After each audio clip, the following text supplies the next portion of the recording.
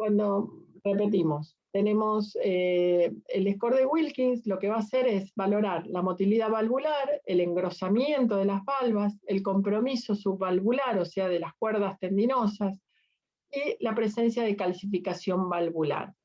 Vamos a otorgarle un puntaje del 1 al 4, cada vez que, o sea, el 1 es el que está menos afectado y el 4 es el que está más afectado, entonces nuestro score mínimo va a ser de 4 por 4, y nuestro score máximo va a ser de 16. Con respecto a la motilidad valvar, válvulas móviles con restricción limitada al borde, movilidad reducida de las porciones media y basal, fíjense que después se mueve principalmente la base, y en el 4, movimiento nulo. Con el engrosamiento valvular lo mismo, normal, un poquito, mucho más, y engrosamiento marcado de más de 8 milímetros. Con el compromiso lo mismo, el compromiso subvalvular mínimo, extendido al tercio medio de las cuerdas, alcanza el tercio distal de las cuerdas, engrosamiento y acortamiento extenso de las cuerdas y músculos papilares, que es ese modo que veíamos en la imagen que les mostré más temprano. Y con respecto a la calcificación valvular, si tengo un área única de brillo aumentado, tengo sectores brillantes dispersos, si alcanza la porción media de las valvas, o sea, el cuerpo de las valvas, o si tengo una calcificación extensa.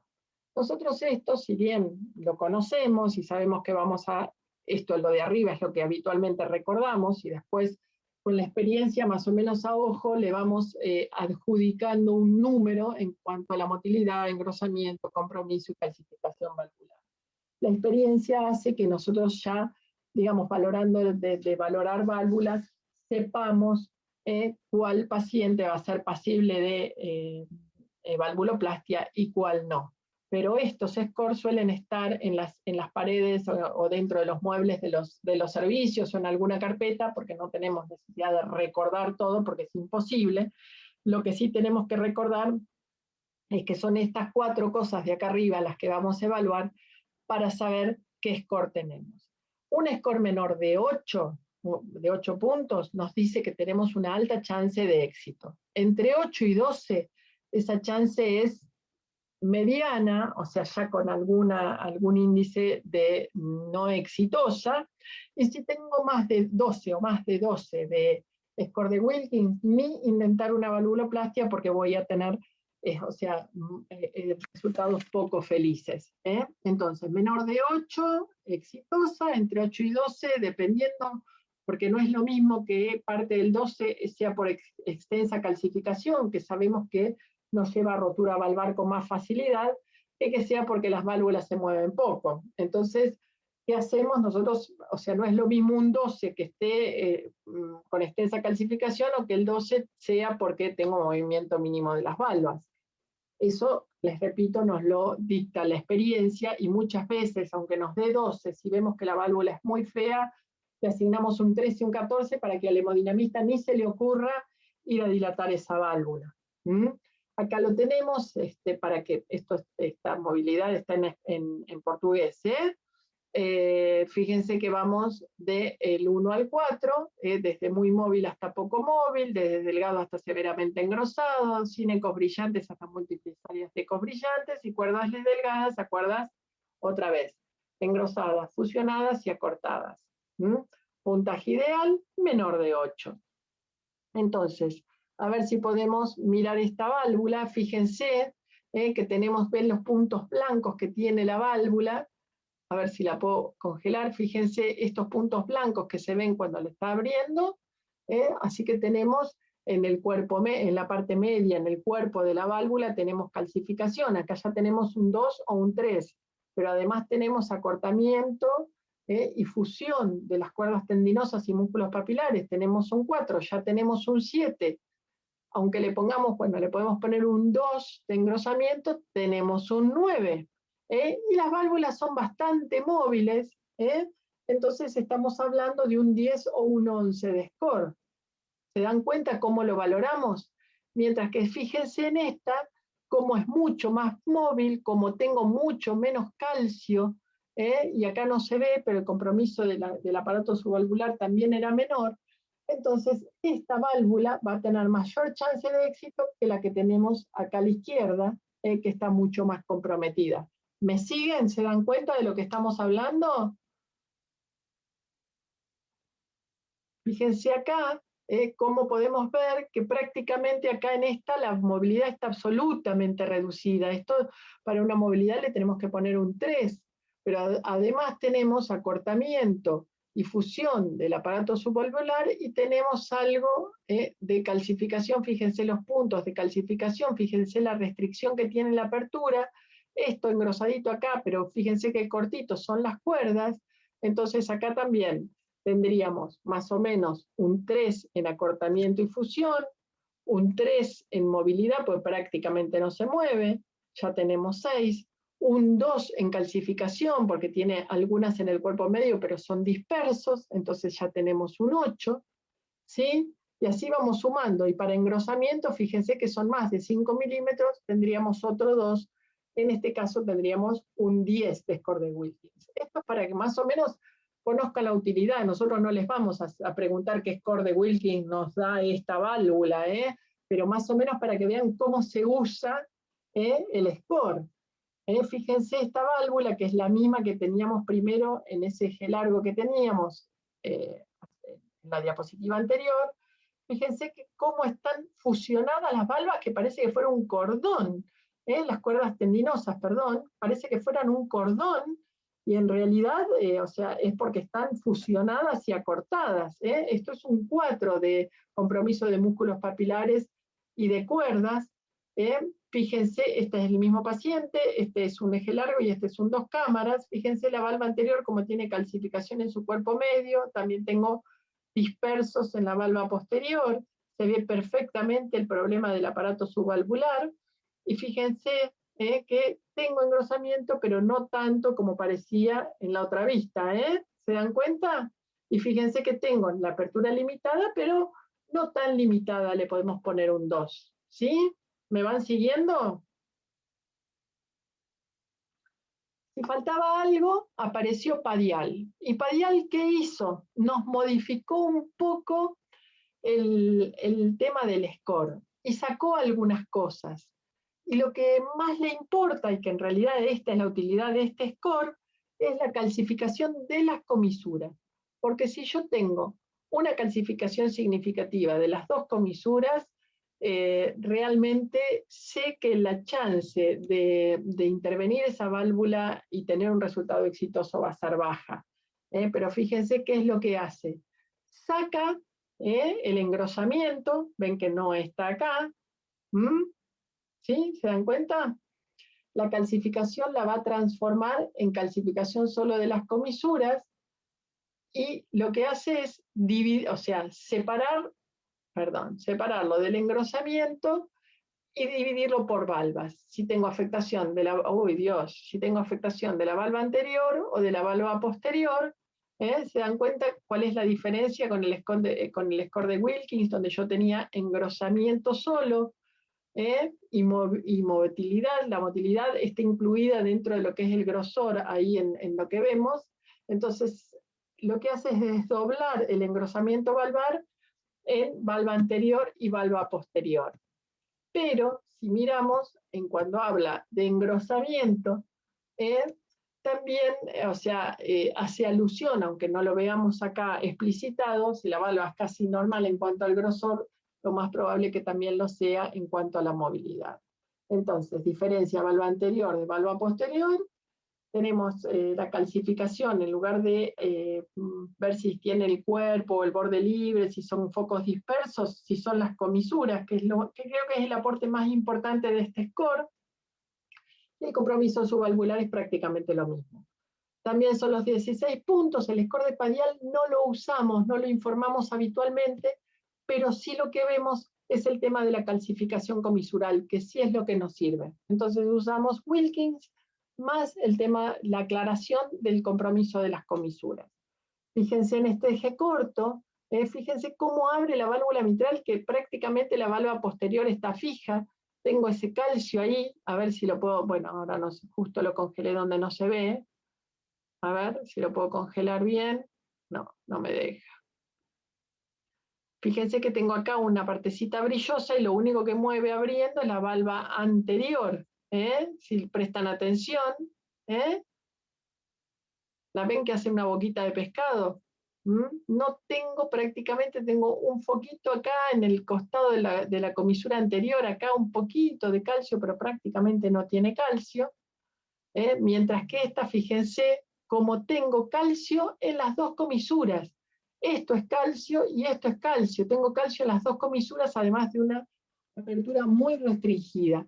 Este paciente va a andar muy mal si yo quiero hacerle una valvuloplastia, porque esa válvula, cuando yo la dilate, se va a romper. Entonces, este paciente, a pesar de que tiene menos fibrosis, tiene más calcio y tiene más restricción en la movilidad. Este paciente va a andar peor que este paciente si yo lo dilato. Ahora bien, ¿cuándo voy a dilatar un paciente? ¿Para qué me sirve? Me sirve, por ejemplo, esto es muy común y bueno, gracias a Dios había disminuido, ahora se está viendo de vuelta, el tema de que las pacientes embarazadas con estenosis mitral en el tercer trimestre por un aumento del volumen plasmático que impone el embarazo en forma fisiológica, nos va a decir que, bueno, algo le tenemos que hacer porque esta chica si no va a entrar en edema agudo del pulmón porque incremento el volumen plasmático, la taquicardia que impone el embarazo, la chica va a tener disnea, va a tener un área que no necesariamente tiene que ser menor de 1, sino que puede ser menor de 1,5 en este caso, y un score de Wilkins entre 8 y 9, la vamos a dilatar, ¿sí? Los scores ya les dije, menor de 8 es óptimo, entre 8 y 12 en cualquier otro paciente no embarazada que tenga disnea y que tenga un área valvular. En general tomamos menor de 1, con 1,5 la verdad que no los intervenimos porque es raro que tengan síntomas, a excepción de que estén embarazadas. Pero bueno, estenosis mitral severa con disnea o otros síntomas y un score de Wilkins que esté menor de 8 o 9 o entre 8 y 12, dependiendo de qué score estemos hablando, de cuáles sean los componentes de ese score, vamos a poder someterlos a una valvuloplastia con balón. ¿Qué va a hacer? Nos va a aumentar el área valvular mitral y nos va a llevar de una estenosis severa a una estenosis leve. Lo que hace es retrasar la progresión de la enfermedad por 10 años, o sea, nosotros le regalamos, entre comillas, 10 años al paciente sin hacerle un reemplazo valvular, y vamos a mejorar muchísimo la capacidad funcional y vamos a mejorar también la presión de fin de diástole de ventrículo izquierdo y la presión media de la aurícula izquierda. Ya les dije que la contraindicación para realizar esto es la presencia de insuficiencia mitral leve a moderada o más, moderada o severa, y la presencia de trombos en la aurícula izquierda o en la orejuela, para lo cual le vamos a hacer 24 horas antes del procedimiento una valvuloplastia. Entonces, estenosis mitral, moderada a severa sintomática. Esto ya dijimos que el que tiene un área moderada y no nos dan los números, podemos hacerle un ecoestrés para ver si tiene hipertensión pulmonar en ejercicio y si tiene elevación del gradiente medio. Que tenga un score de Wilkins favorable, menor de 8, no se discute que se puede someter a una valvuloplastia. Que no tenga insuficiencia mitral o que ésta sea leve, que no tenga trombos en la aurícula izquierda, y que tenga, o sea, muchos pacientes tienen hipertensión pulmonar en reposo, que es más significativa en ejercicio. Si tenemos estenosis mitral moderada severa, pero tenemos fibrilación auricular de reciente comienzo, podemos intentar dilatarlo para ver si, o sea, por un lado porque tiene mayor posibilidad de hacer trombos, pero si nosotros liberamos la aurícula izquierda y le bajamos la presión, por ahí podemos cardiovertir el paciente y sacarlo de su fibrilación auricular y tenerlo un tiempo más sinusal. Si en el embarazo y en pacientes cuyo riesgo quirúrgico, o sea, la posibilidad de tener complicaciones en una cirugía de reemplazo valvular, aunque tengan una anatomía no tan favorable, es lo que les digo, entre 8 y 12, podemos intentar una valvuloplastia. ¿De qué se trata la valvuloplastia? La valvuloplastia es esto. Fíjense que se entra por la vena cava inferior, se accede por la vena femoral, se entra en la aurícula derecha con un catéter, se hace una septostomía con una cuchillita que tiene el catéter, se corta el septum interauricular, se pasa a través con una vaina Y por dentro de esa vaina lo que vamos a pasar es esto, que es el balón de Inoue, así se llama, quien diseñó este baloncito.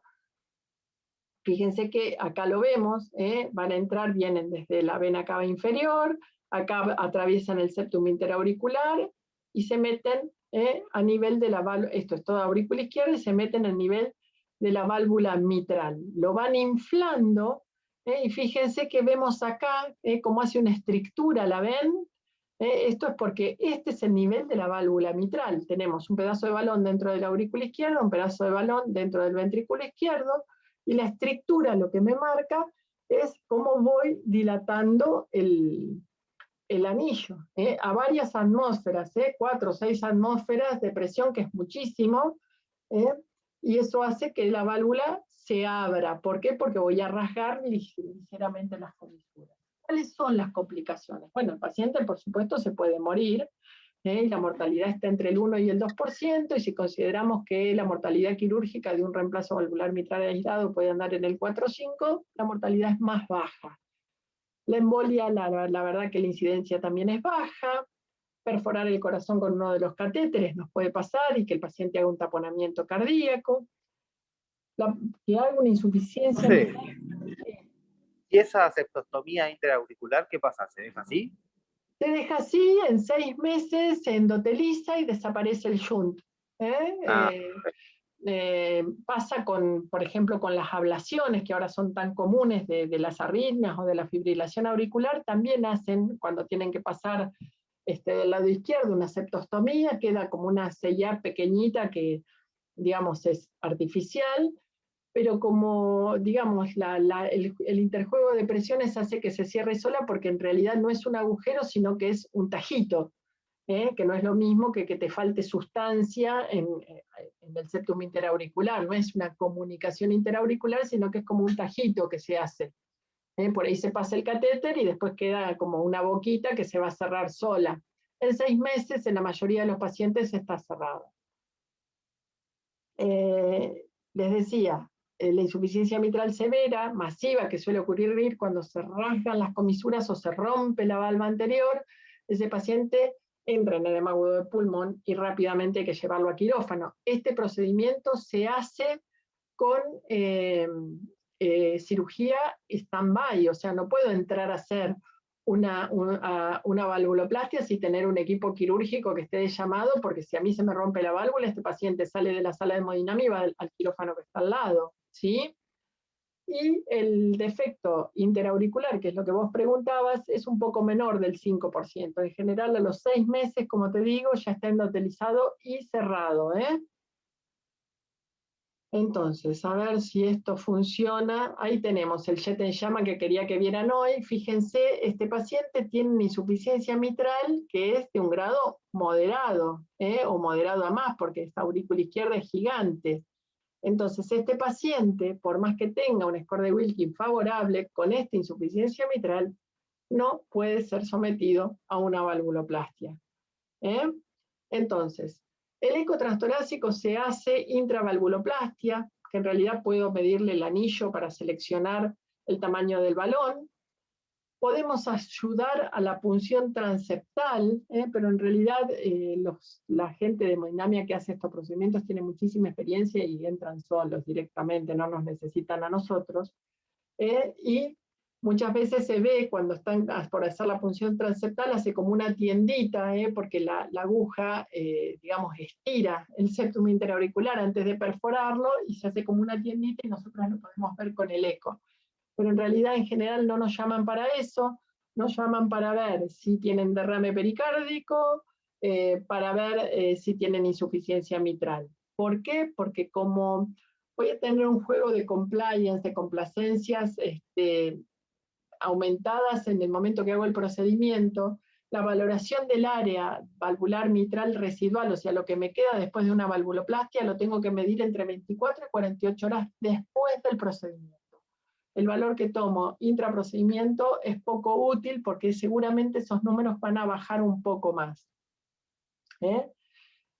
Y sí me sirve para medir la sistólica pulmonar y fundamentalmente, que es para lo que nos llaman a nosotros, para ver qué pasa con la insuficiencia mitral, si es que tienen que volver a dilatar, porque a veces hay que volver a inflar el balón, y ver qué pasa con la sistólica pulmonar y el derrame pericárdico. Después el gradiente no les interesa porque, ya les digo, va a variar y se mide 48 horas después.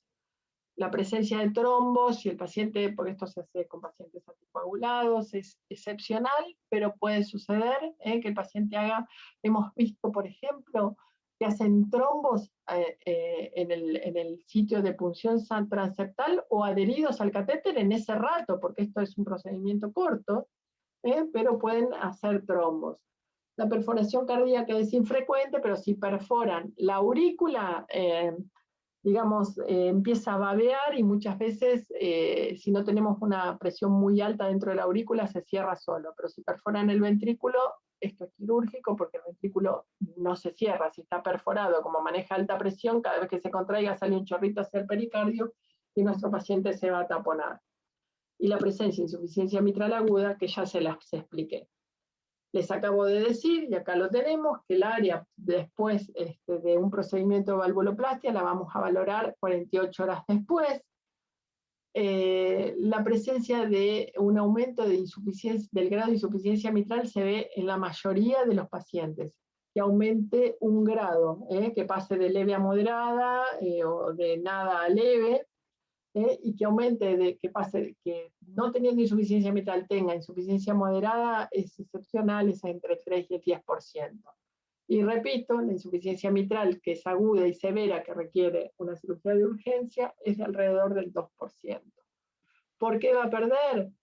Bueno, cuando tenemos una insuficiencia mitral leve es porque tenemos un jet comisural, pero si tenemos una insuficiencia mitral severa, fíjense que estamos diciendo que, bueno, hay otros balones, pero el Inoue es el que más se usa porque es el que tiene menor incidencia de insuficiencia mitral severa. Puede ser por desgarro de las valvas, por ruptura de las cuerdas tendinosas o por desgarro de las comisuras.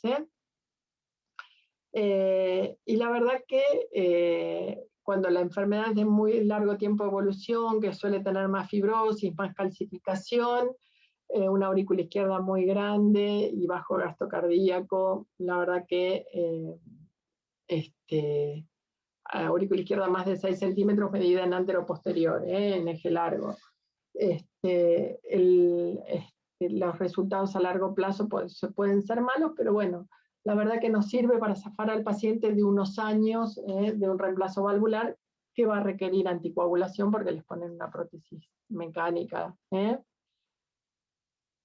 La función sistólica del ventrículo derecho puede mejorar porque el ventrículo derecho es muy noble, se recupera bastante. Por ahí no se pone normal, pero mejora mucho porque el ventrículo derecho tiene una enorme capacidad de responder cuando nosotros le mejoramos las condiciones, le bajamos la presión a la arteria pulmonar, el ventrículo derecho recupera bastante función.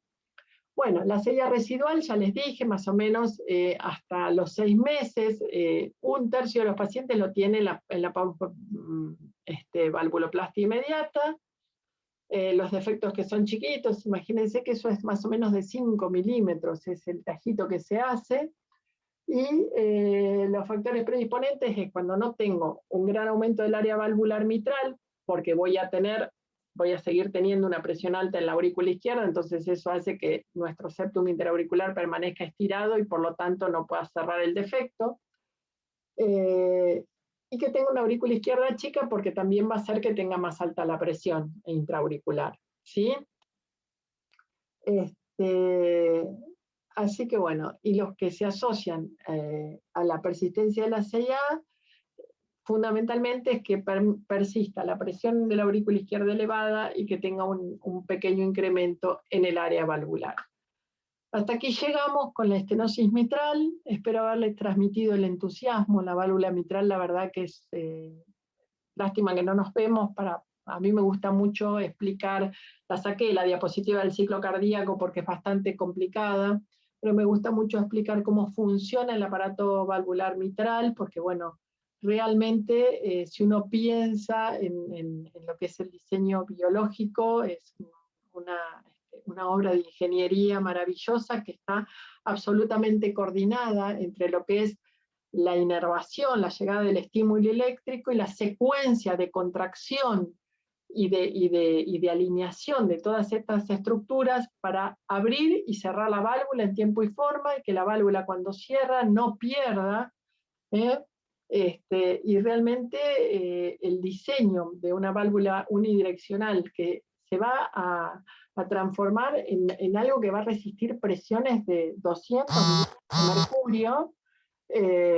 Realmente si uno se pone a pensar en esos mecanismos es maravilloso.